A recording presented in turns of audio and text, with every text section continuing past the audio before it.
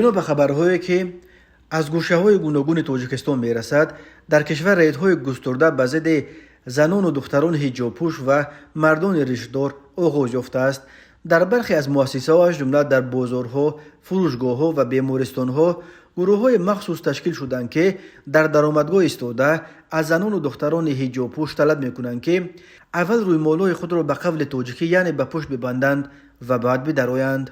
همین طور درباره در کوچه‌ها و در مسجدها بازداشت کردن جوانان ریشه‌دار خبرها به دست می‌رسند. یک تاجر بازار کاروان خبر داد که به آنها برای فروختن حتی جای نماز و تسبیح‌ها 10 روز فرصت دادند و گفتند بعداً فروش جای نماز نیز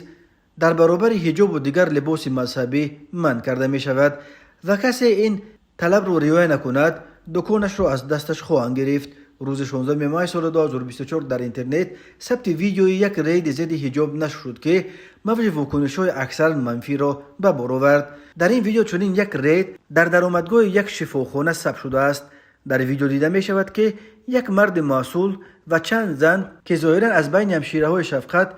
برای این کار سفربر کرده شدند، زنان و دختران حجاب پوش را مجبور میکنند که اول روی مال سر خود را تاجیکانه یعنی به قفا ببندند و به شکلی که روی و گردن و قسم پیش موی سرشان بنماید. یک مرد که ظاهراً مسئول رید به نظر می رسد به یک زن که نمیخواهد حجابش را از سرش بگیرد میفهماند که اگر صورتش را بگیرد و به مقامات بفرستد 3,500 سامانی جریمه‌اش میکنند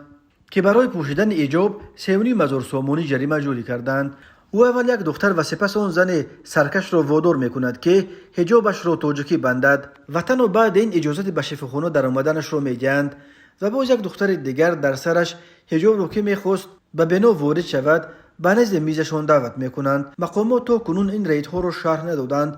ولی این هم در حالی است که مجلس نمایندگان پالاتای پایانی پارلمان تاجیکستان روز 8 ماه سال 2024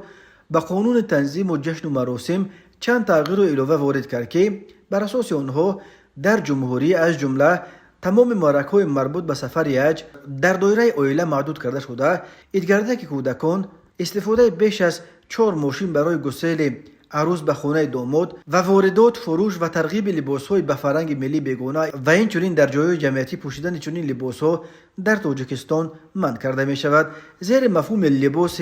به فرهنگ ملی بیگانه مقامات تاجیکستان در اصل حجاب و دیگر لباس دینی زنان را در نظر دارند، اما این تغییرات به قانون تنظیم و رسم آیین هنوز از طرف پرزیدنت امضا و در رسانه‌های رسمی نشر نشده است و به این دلیل منع حجاب هنوز قوه قانونی نگرفته است.